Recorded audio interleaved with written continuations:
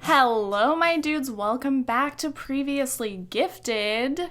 Today, I just feel like talking about finances. Sorry about last week's episode. I do apologize because truly I wasn't feeling it last week.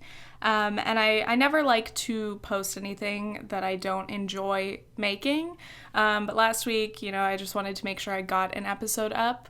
And I don't know, maybe it wasn't horrible, but it definitely was not my best. So I'm sorry about that. But anyway, we're here and we're going to talk about very little that has to do with me directly. And I think that's something I'm trying to work on in general, is like remembering that my content doesn't have to be entirely about me all the time. Because I think that's kind of low-key like what makes me have breakdowns. Lamau. No, but like, it's like you have to separate the art from the artist sometimes. And feeling obligated to make things about myself or be very open about what's going on with me or feel like the only things that people want to hear from me are like really personal, it's not true, Like, I have a lot of subscribers who probably aren't interested in me personally very much, and that just like to hear me talk about other things. So I don't know. This is just a guess. But this week, I don't know. I have read a few interesting articles, which are always great jumping off points for my podcast. So I really appreciate that. I should be reading more news and things anyway. By the way, if you guys ever come across an interesting article, especially like a long one, fucking love those, dude. It can be about anything. But if you think I'd be interested in reading it and possibly discussing it, please tweet it to me or send it to me in some way. Because, I just love thinking about any of these interesting ideas. And obviously this platform is where I like to expand on my thoughts and really challenge myself to dig deep. So anyway, today we're going to be talking about money, baby. We're going to be talking about finances. We're going to be talking about wealth and income inequality, the huge gaps between the rich and the poor, obviously not just financially, but like in society, culturally, personally, as much as I can in a podcast that's just me, myself, and some facts and opinions from internet sources. So anyway, before we get started, I gotta give a shout out to my patrons. If you guys want to support the podcast, you can become a patron. You go to patreon.com/previouslygifted. You can check out all the information there. But we have permanent podcast sponsors that I appreciate oh so much. You guys are wonderful, and I really, really love that you love the pod. It's just a lot of love. So we'll give our shouts out. We've got some social media handles, so if you guys are interested in checking each other out, absolutely do that. Sorry, just trying to make sure. I never know what's written on my notebook, and it's always in the podcast, so I just hope there's no, personal information. Sometimes you just write your social security number down, No, it's not here. Don't try to zoom in. Please. Shout out to my patrons, my sponsors. We have Hannah at Hannah Joe Baker, Kirsty at Kirsty J. McCulloch. By the way, if I ever mess up, sometimes I get, things messed up or mix things up. If I ever mess it up, just message me. Let me know. We've got Liz at LizW206, Jerome at Grizzly, GGRZZLY, Matt Barham, Lily Dillon, Eric at Mayweather. My lights just flickered on and off. Nosferatu. And last but not least, Joni K. Let me tell you guys a secret. The reason I always call her Joni K is because I don't know how to pronounce her last name. It's like Kennard. No way is this. I don't know. I don't know how it's pronounced. Joni, please let me know. But anyway, thank you guys so much for being my patrons. I love you guys. Let's jump the frick into this. So, the very first thing I want to talk about is something I brought up with Nathan last night in preparation for this. I was like, let me spitball some ideas for you. Let me tell you about this thing I read. So I shared this on Facebook. Yes, I still use Facebook. I get kind of salty when people are like, I haven't logged in on Facebook in 5 years. The only people on Facebook are having babies and getting married. I'm like, yeah, probably mostly true, but I like to keep up with my grandparents and the rest of my fam, and sometimes I like to read articles and share them on FB, you know? It's not all bullshit. It's not all cat videos, okay? But there are a lot of cute ones, so maybe you're missing out. Anyway. This is from technologyreview.com, and the article is called, If You're So Smart, Why Aren't You Rich? Turns out it's just chance. And that got me, because I was like, oh shit, okay, it's just my luck that's doing this to me? All right, I can handle that, as long as it's, like, not me personally. It's just the universe, it's just luck. Anyway, I'm going to read some pieces of this and then talk about my thoughts. The most successful people are not the most talented, just the luckiest, a new computer model of wealth creation confirms. You hear that, guys? The most successful people are not the most talented, just the luckiest. Taking that into account can maximize return on many kinds of investment. So they're trying to use this information and this model in terms of business investment, but I just think it's interesting in life. And then it talks about the distribution of wealth, following a well-known pattern, sometimes called the 80-20 rule. 80% of the wealth is owned by 20% of the people, and therefore 20% of the wealth is owned by 80% of the people, inversely. Yeah, it's fucked up. Just 8 men had a total wealth equivalent to the world's poorest 3.8 billion people. 8 men have the same amount of wealth as 3.8 billion people. That's quite a gap. Quite a gap. But apparently this 80-20 thing happens on all scales in all societies. It pops up in a lot of different social situations, and it's just a law, kind of a law of the world, and I'm like, wow, that's a fucking shitty law, okay? I don't like this law. But anyway, the distribution of wealth is among the most controversial because of the issues it raises about fairness and merit. Why should so few people have so much wealth? So immediately I was thinking about people like Trump, who use their wealth to say, look, this proves how smart I am. I must be so smart and so talented to have accumulated such wealth and be so successful. And a lot of people believe in that. A lot of people believe just simply the harder you work, the more successful you'll be, the more money you'll have. But it turns out, you know, situations that can be classified as a bad luck occurrence or a good luck occurrence, those come into play, and those, of course, impact where you end up in life. I'm like, it's so obvious, but it's interesting. This is quite exactly like playing the game of life. Like, literally. I was like, this is so fucked. We're all just in a fucking board game. We might as well be a simulation ourselves. But anyway, let me get into this. Basically, it's like the normal distribution. I forgot everything from school, so I don't know. Just like a standard distribution, you know, that like bell curve. So they were talking about how most people's like characteristics fall within this bell curve, you know? Like even like things like height.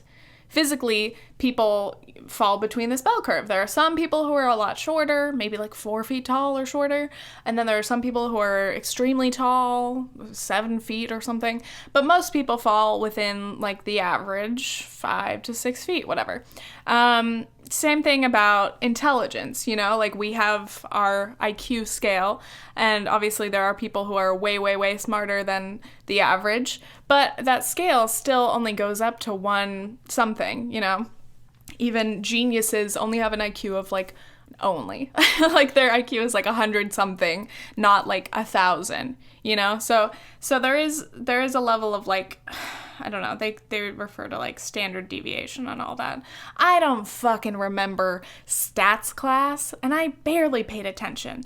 But anyway, it is very interesting. So anyway, those kinds of models just showing how most human traits land, you would think, you know, that because talent at something, skill, intelligence, those land along the bell curve as well. You would think that wealth would mirror that, you know? Like it would naturally make sense if people were rewarded based on their actual level of talent or skill or intelligence, that the wealth accumulation would kind of be similar to that bell curve, but it's absolutely not, which is a bummer. But anyway, so this is a really interesting article. I will put it in the description of this video. If you're watching this on YouTube, I might put this in the description on the SoundCloud or iTunes, wherever you're listening. But you should definitely read this because it's fascinating. So anyway, they did this simulation and they created these computer models of people basically with just random sets of skills, talent, knowledge, and then they like lived life and would have bad luck occurrences happen to them or good luck situations. And then at the end they looked and tried to see like who ended up the wealthiest or the most successful. Wow, it's crazy. So, the computer model charts each individual through a working life of 40 years. During this time, the individuals experience lucky events that they can exploit to increase their wealth if they are talented enough. Okay, so that's a key. Obviously, in real life, even if something very lucky happens to you, you still need to have some level of skill, knowledge, talent, whatever, to be able to even take advantage of that. Unless you're Donald Trump, then you can be an absolute fucking idiot. And you're born rich, so that helps. Anyway. However, they also experience unlucky events that reduce their wealth. These events occur at random, just like the game of life, you know? Oh, some shit happened, your house was destroyed, and your insurance didn't cover it. Oh, look, you won the fucking lottery. Here you go. Random events. At the end of the 40 years, the people rank the individuals by wealth and study the characteristics of the most successful. They also calculate the wealth distribution. Then they repeat the simulation many times to check the robustness of the outcome. When the team ranks individuals by wealth, the distribution is exactly like that seen in real-world societies. The 80-20 rule is respected.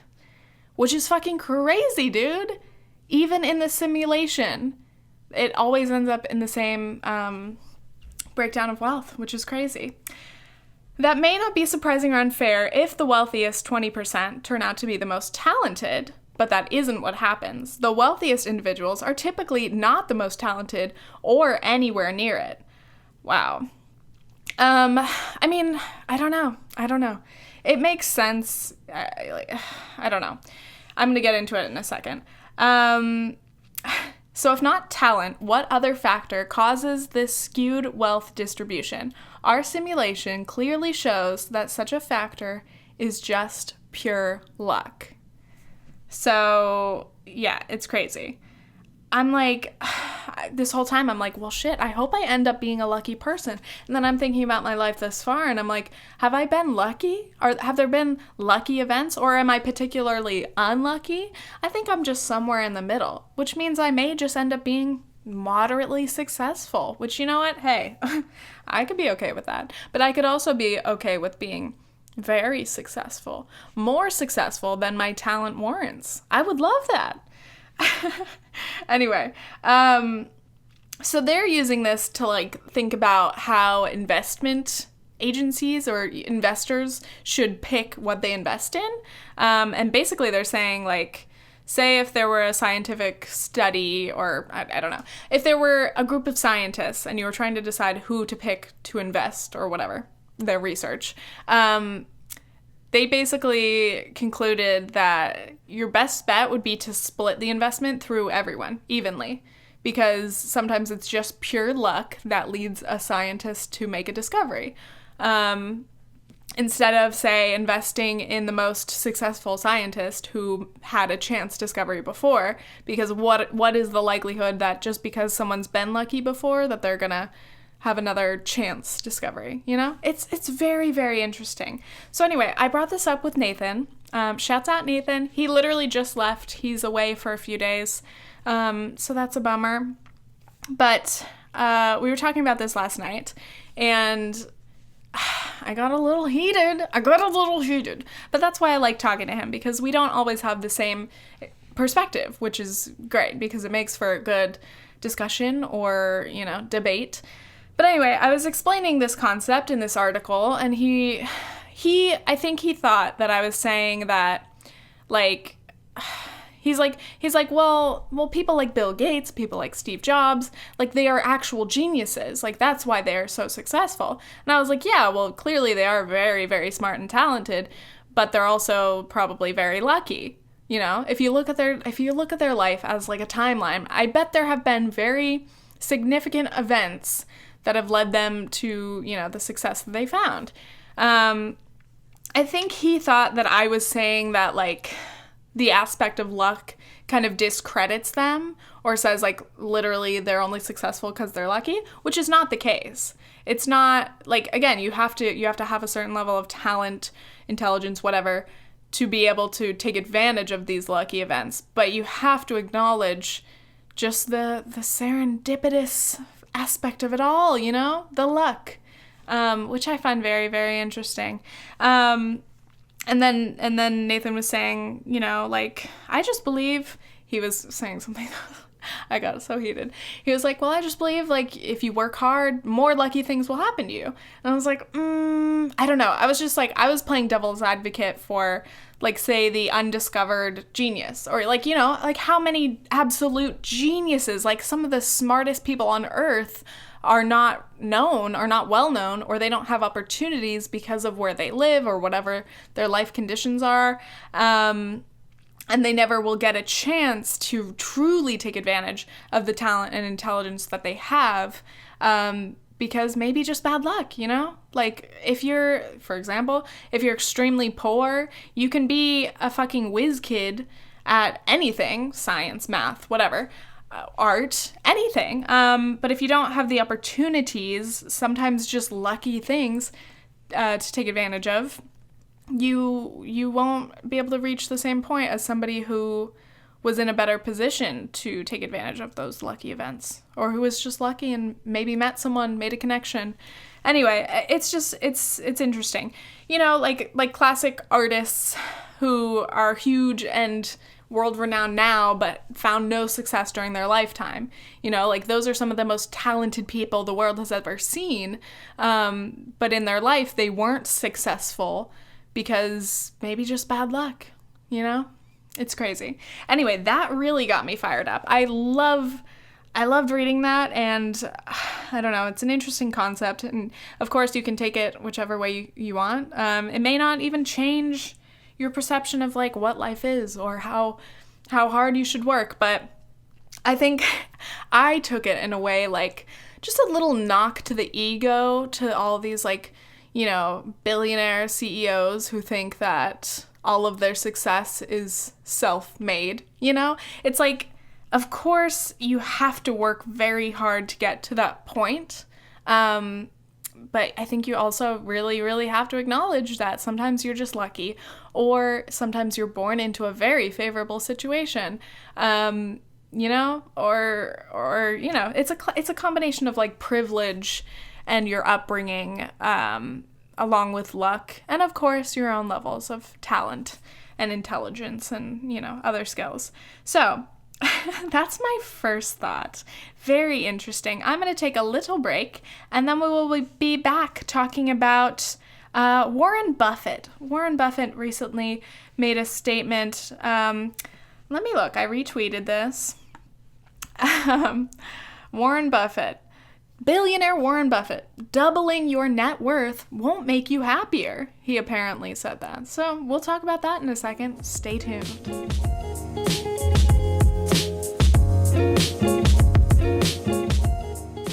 And we're back. All right, so on this Warren Buffett statement, the original article was a little piece on CNBC. CNBC. Why does that feel so weird to say?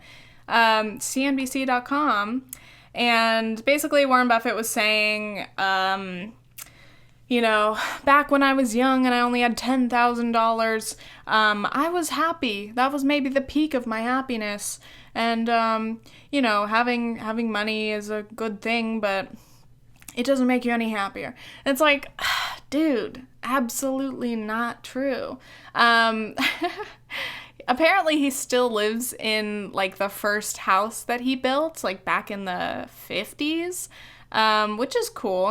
We love a billionaire who stays humble, but it's ridiculous to say that having more money isn't the key to happiness. I mean, obviously, everyone knows that having money won't guarantee happiness, but it's definitely helpful, depending on where you are. And I don't know. It's like, if you're fucking broke and you're struggling to pay bills or do anything, having money would definitely help those problems and probably allow you to be a lot happier. Financial stress is almost everyone's biggest worry and, most marriages' biggest problem. So it's like, I mean, obviously it depends on how you manage your money, or if you're ever going to be satisfied, or, it's like, are you going to use your extra money to buy just material things? Are you going to pay it to pay off debt? Are you going to invest it in something that you truly enjoy? And, whatever. I just remembered the last thing I want to talk about, but that comes in later. Then there's the next article that I want to talk about, which is, here is the income level at which money won't make you any happier in each state. And this is from the Huffington Post. This is actually from 2014, but it was updated in December of 2017.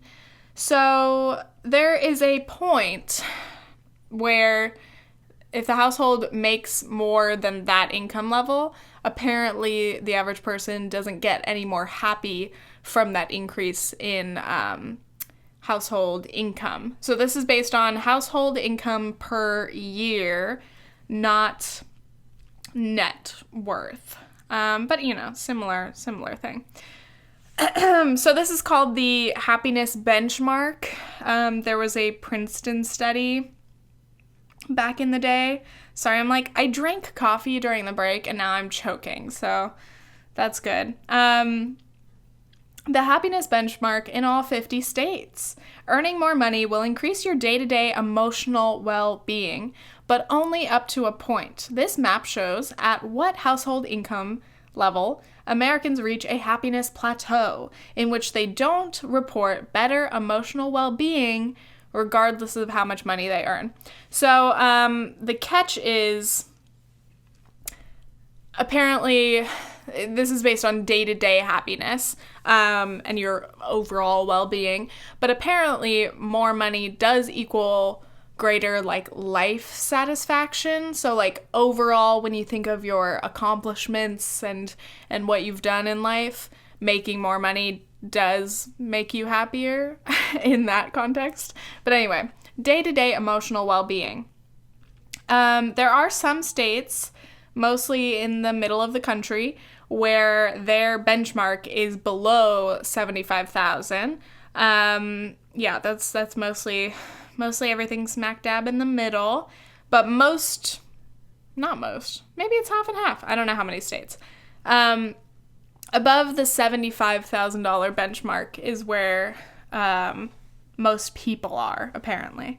So some states below the $75,000 benchmark include Mississippi, Tennessee, Kentucky, Oklahoma, Indiana, Kansas, Nebraska, Alabama, Iowa, Arkansas, Georgia, Texas, Utah, Wyoming, and then a lot more.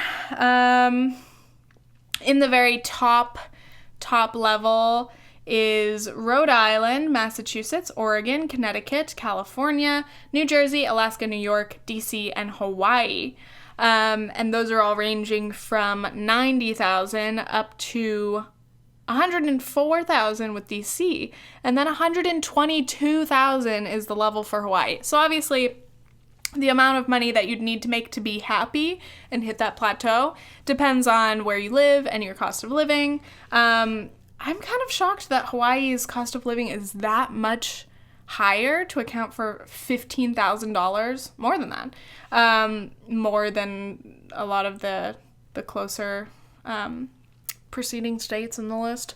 But anyway, I mean, I know Hawaii is especially expensive because of like importing things and everything has to come across the Pacific. So obviously things cost more, just everything costs more. But yeah, it's like interesting.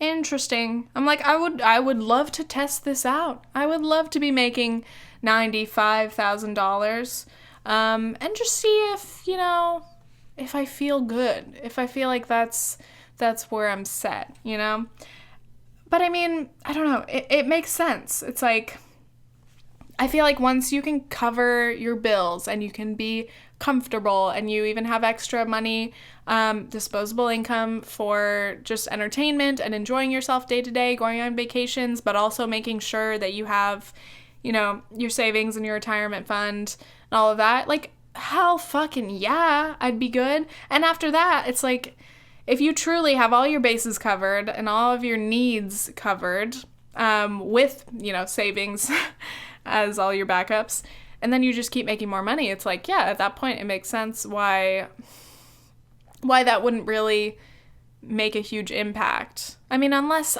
you have some major gigantic financial goal, but it's like, I get that. It's funny because personally, I just don't know. I've been thinking about my own personal finances lately and like what I expect in my life. And I said I wasn't going to get personal in this video, but here we are.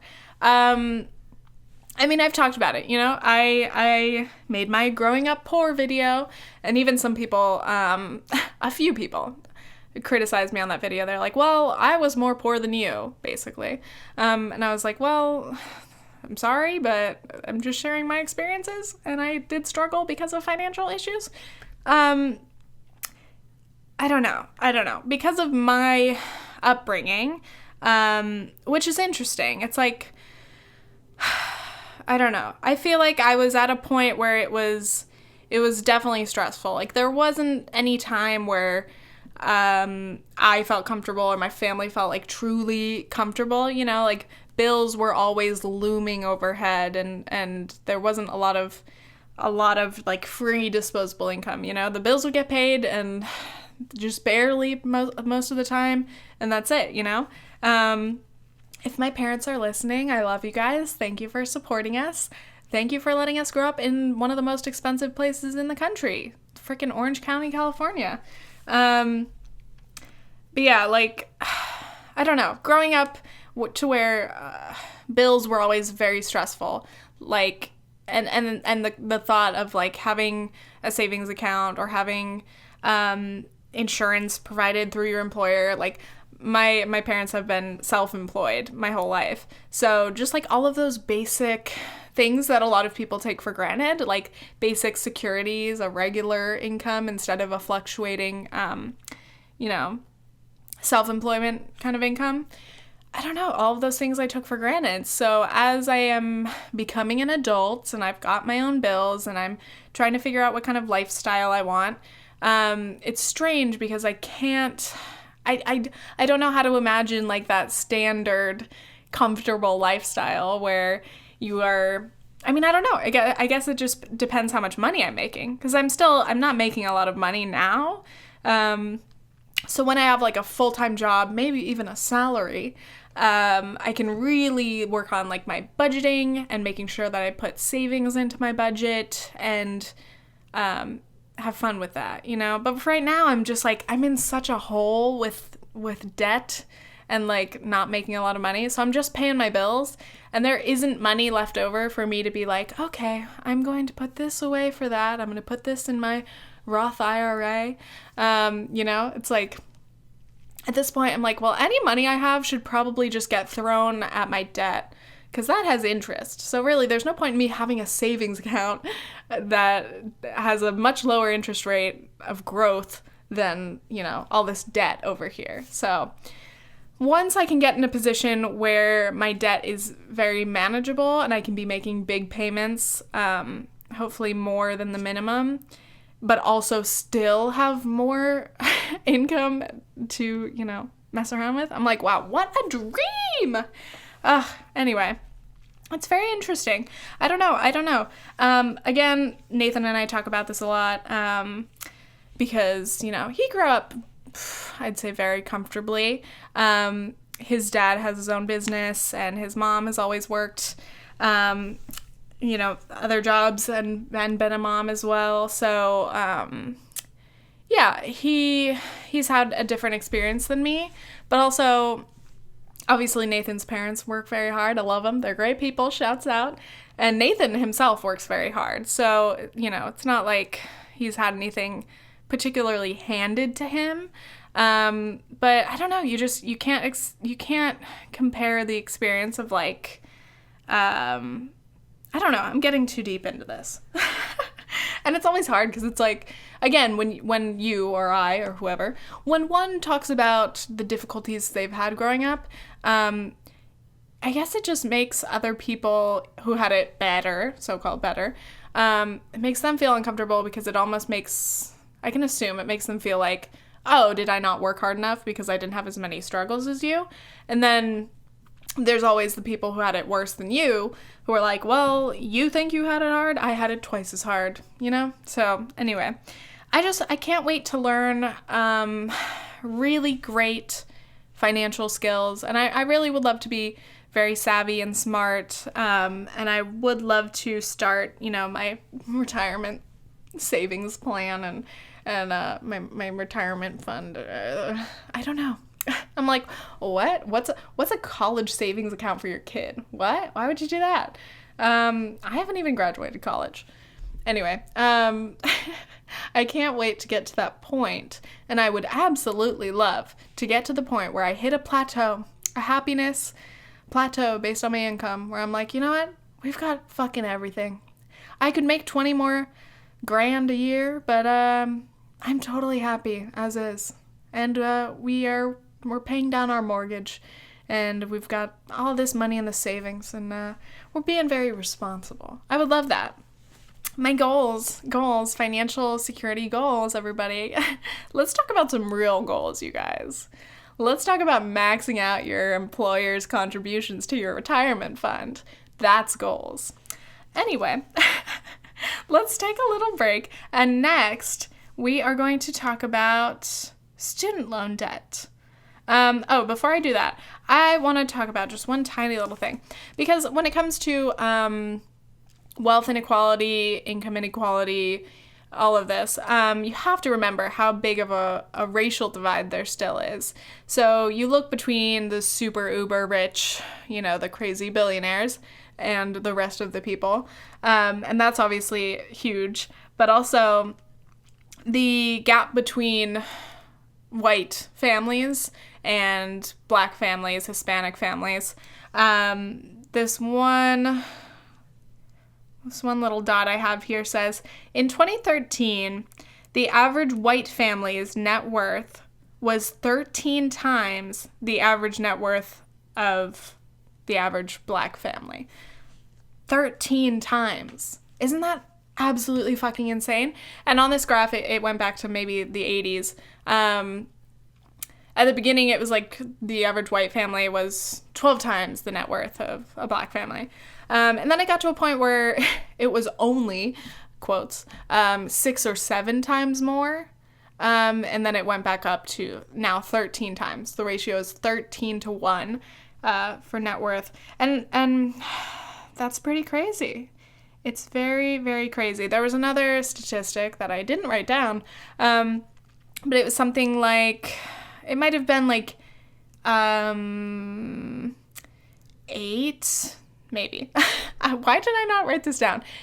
Some small amount of billionaires own as much wealth as all of the African American families in the U.S. and like half of the Hispanic population.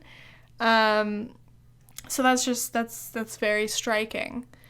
It blows my mind. And again, that's something that I can't directly relate to because I'm not Black or Hispanic, but obviously as somebody who has, had a lot of financial struggles in my family, I can understand, but really, truly, can I? Like, I don't know. But it is crazy when you look at the averages, and we talk about, how much the middle class is struggling. You have to emphasize the difference between what the middle class means to, a white family. White middle class, I think, is drastically different than Black middle class or Hispanic middle class because they're not equal. And there are obviously huge societal boundaries and reasons that it's so much more difficult for Black or Hispanic or any minority families to gain, income or wealth and increase their net worth. It's crazy. It blows my freaking mind. Let's fix it, everybody. Anyway, next up, we're going to talk about student loans, and then we're going to talk about universal basic income, bitch. I didn't know how much I wanted to talk about this until I turned the camera on, and now I am so stoked. God fucking damn it. Stoked and psyched is what I am. All right, let's take a break. Bye.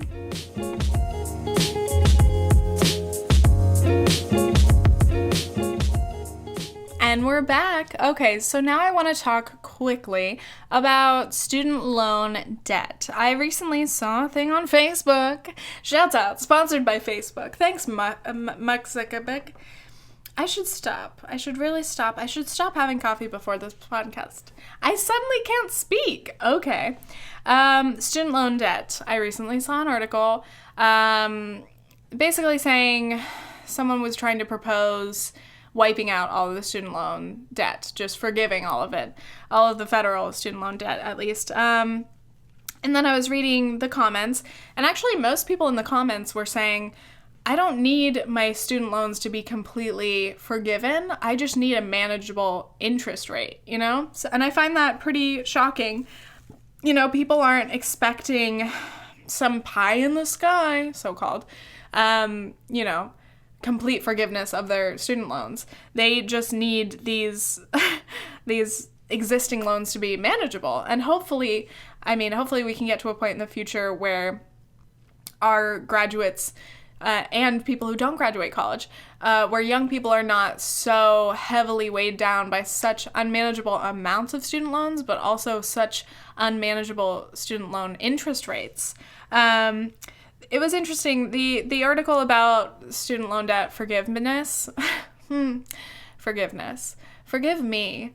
The article was like, obviously this would have a bigger impact on some people than others, Is it fair to forgive a wealthy student's student loan debt and they're going to be making a ton of money anyway? It's like, I don't care. Like, if you're forgiving all the debt, forgive all the debt. I don't care that it impacts someone who's more wealthy less, like they could have afforded to pay off that debt, I'd just be like, dude, it's overall a good thing for everybody. Because the argument is if we forgive this overbearing debt, this heavy weight on the young people, that people 20 to 30, even, older than that, they'll be able to afford more things. They'll be able to spend more money because they won't be investing hundreds of dollars. They won't be having to pay hundreds of dollars every month for their loans like they currently do. They would be able to maybe get a mortgage, or maybe they'd be able to afford other things, But yeah, it's like, fuck, student loans. I've told you guys, I'm already looking at mine, and I'm a little concerned about having to get any more because I'm already making payments because I haven't been in school now, past my deferment period. Deference? Yeah, it's shocking how many people don't know how much they have in student loans before they graduate. Of course, I've been looking at mine and, keeping it up to date because I had to start making payments.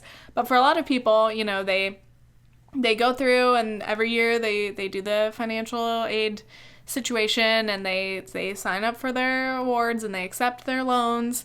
But then you get to the end and you graduate and then you actually check, and some people just completely apparently have no idea, even though you have to agree to it as you go. I think it's just it's not a real number to you when you're thinking, okay, $5,000 this year or this semester, and then it adds up over the course of 4 or more years and you're like, oh fuck, that is a big grand total. So apparently the average balance is $37,000. The average monthly payment is $350, and the median payment is $203. So for you people who aren't math whizzes like me, median is the most commonly occurring. If you set all the student loan payment amounts from lowest to highest and you literally counted to the very middle number, that would be 203, and there would probably be lots of people paying 203. Is that right? Or is median oh my god, I'm so stupid. Fuck. I may have just explained that wrong. If I did, please delete this podcast from the web. Anyway, median's different than the average, because the average can be artificially, heightened or lowered based on very dramatic amounts. So anyway, you can basically say most people are paying somewhere from $200 to $400 in student loan payments every month. There are some people who pay a lot more than that, which, holy fuck, I cannot imagine. And obviously that's a significant amount of money. That is the amount that you could pay to be leasing a brand new, really nice car, or even just trying to pay off an older one, financing a car, or adding that amount of money to your possible rent or housing or mortgage budget, that's a huge difference. Or even just any of the other bills you have, food, savings, it's a lot of money. And that is every month. For some people have payment plans of 10 years, 20 years. It depends if you choose an income-driven repayment plan, but it's crazy. It's crazy to imagine shelling away that much money all the way through your, 20s and 30s maybe. And it's hard because, for me, I think about what my student loans have done for me so far. And obviously it's they've given me 2 years of college experience. But yeah, a lot of those credits aren't probably going to transfer.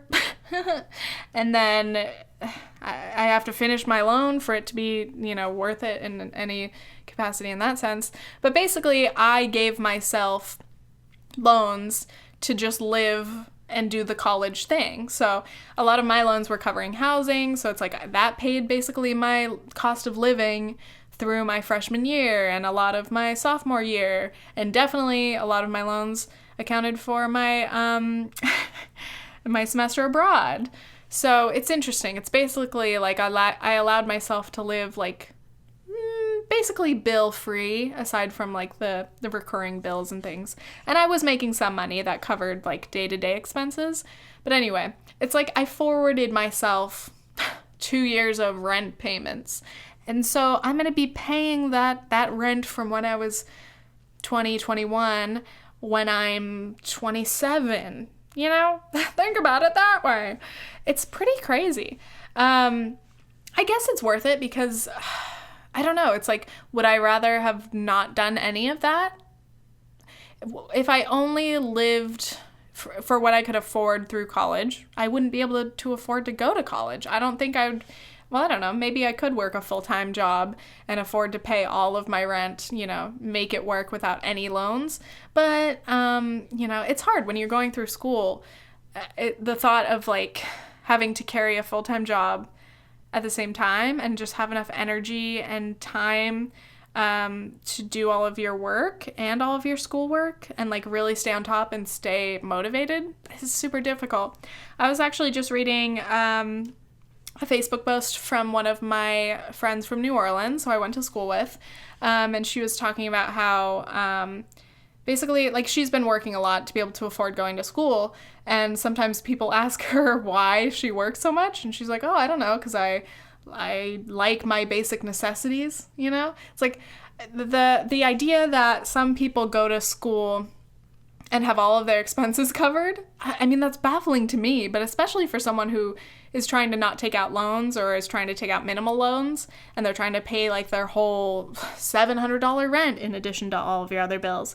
You know, it's like you do have to work a lot, and like making the time to even get that many hours while you've got like 15 to 20 hours of school, you know, classes and on top of the work required, it's like, fuck, holy shit. So anyway, a few of my other classmates were saying that they have been working full-time all throughout college and how difficult it is, even just to have like your professors understand that sometimes you're gonna miss class because you have to go to work, you know, to even be able to afford to be in school, you know? But yeah, that concept, I'm like, what the fuck is it like to, first of all, have your parents have a college savings account that covers all your college, or like most of your college? Like, wow, that's crazy. What is it like to have your parents literally just pay all your bills and then send you money, dude? Holy shit, can you imagine? Some of you can. And honestly, if you are somebody who, you know, your parents have the means to pay for all of your stuff through college, honestly, good for you. I'm not trying to shit on you because your parents pay for your stuff, you know? I'm sure I'm sure that you work very hard in other ways and that you get to like actually focus on school and just do your thing. That's awesome. I would love to be able to do that for my kids. I don't want my kids to have to be so overstressed and overworked through college. You want to be able to have some time to enjoy it, you know? But I cannot imagine how much less stress I would feel if literally the only thing I had to worry about during college was passing my classes. That's crazy.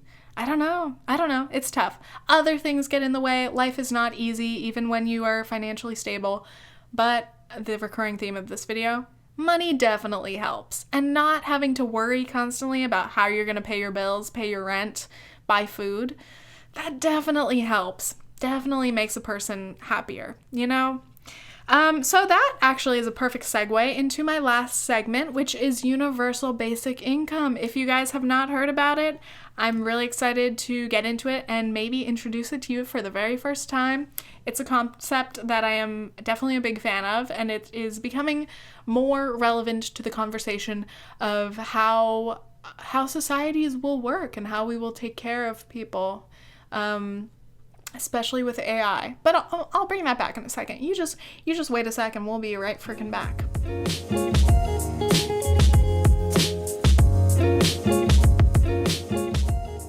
Concept.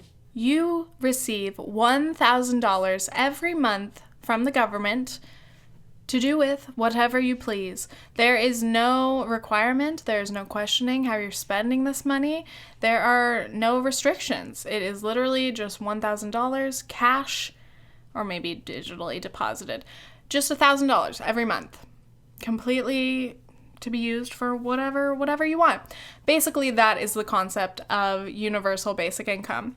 So this concept has actually been tested in a few places, like small populations, maybe like a town at a time. But basically, the thought behind it is, what if we give every adult citizen a certain amount of money every month just because? And basically, the concept is it's supposed to be, it's a form of just like general social welfare, but it could help get rid of a lot of issues related to poverty, and you know, it would be given to you whether you're rich or poor. You know, if you're rich, another $1,000 might mean nothing to you, but that doesn't mean that you wouldn't receive it. Every adult citizen would receive that same amount of money, and for the purpose of this discussion, we'll leave it at 1,000, but sometimes other, you know, nearby numbers are thrown around. But basically, it's like, what would you do? What would you be able to accomplish if you had an extra $1,000 every month? For a lot of people, that means they could work a lot less hours.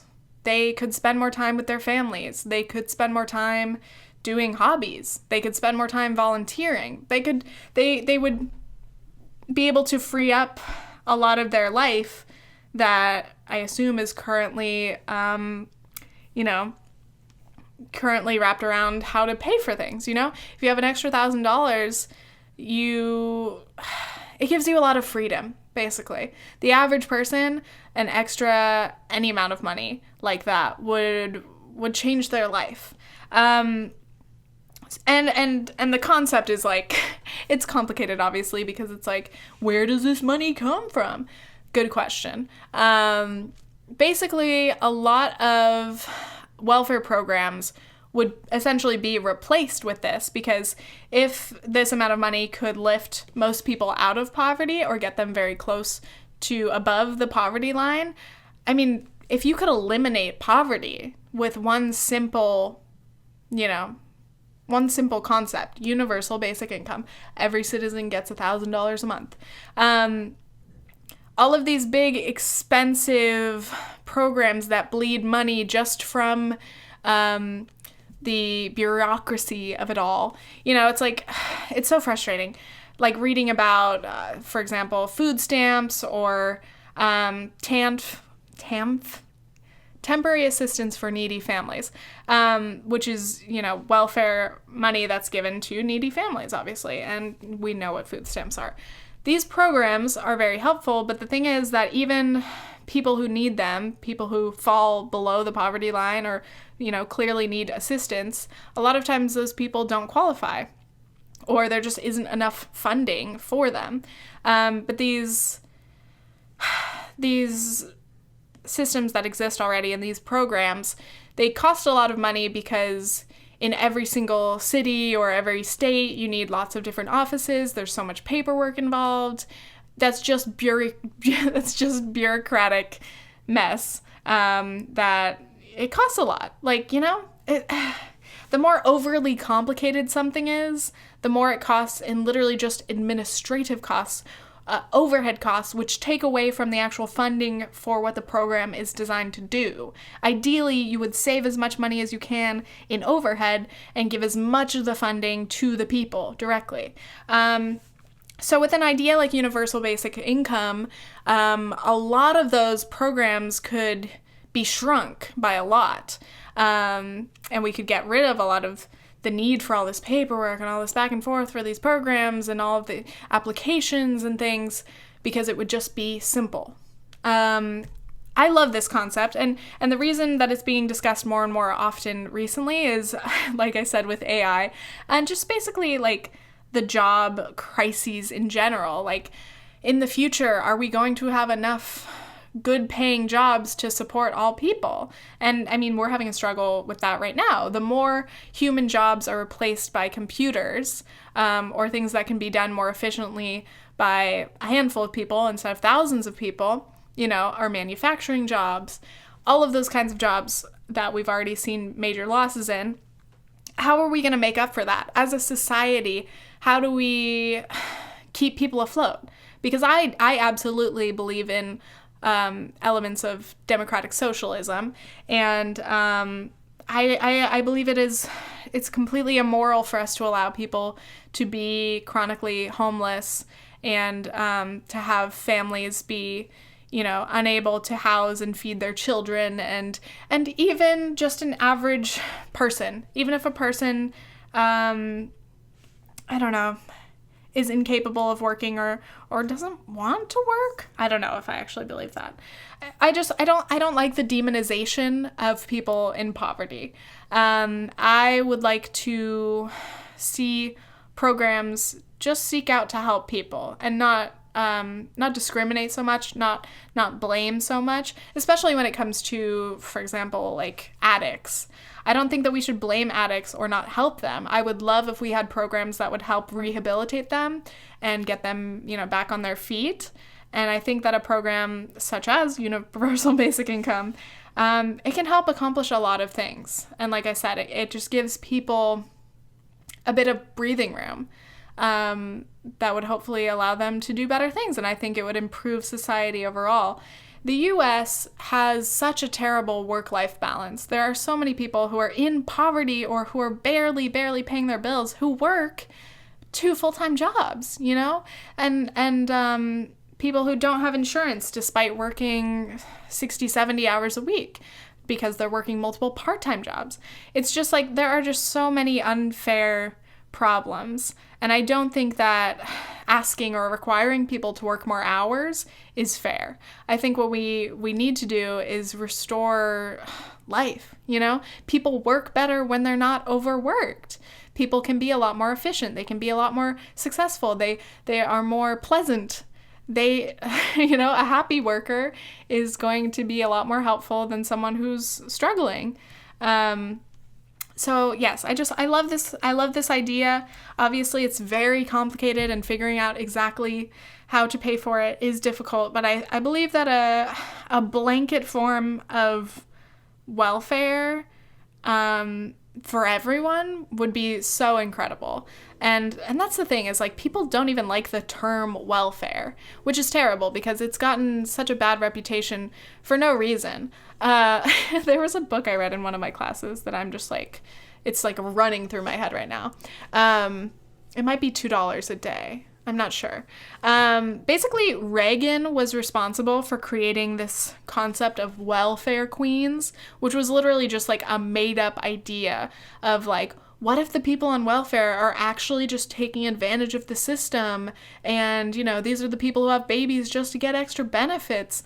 It's like, it's horrible because it makes the entire concept seem like a sham, you know? And that's what makes some people look down upon people who are on welfare. It's absolutely ridiculous. It's like, if we could really give quality assistance and funding to people who need it, I don't know. The thing is, most people on welfare really want to be able to work, and just naturally people want to be able to support themselves and support their families on their own.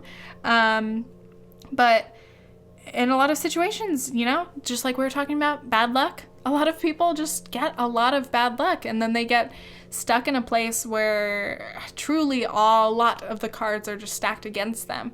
So I think being able to give people opportunities to help themselves and get back on their feet, it's a huge thing. Anyway, there is a documentary that's being worked on called Bootstraps, which I learned about at the People's Summit last year in Chicago. They are funding universal basic income for their like study subjects. So they've got people all over the country who have been given some amount of money every month. I'm not sure exactly how much it is. It might be like $800, something like that. But they're doing this experiment to follow these people and see how they spend their money, and therefore how they spend their time if they decide to maybe work less hours or whatever. Basically, it's just a social experiment in work, testing out, you know, how universal basic income could work, or how it impacts people, and, you know, how it could change lives. My camera shut off a long time ago, so sorry, YouTube. But thank you guys for listening. My throat hurts from talking. I need to drink some water, and I have to start work in an hour. But I'm excited. It's been a good day.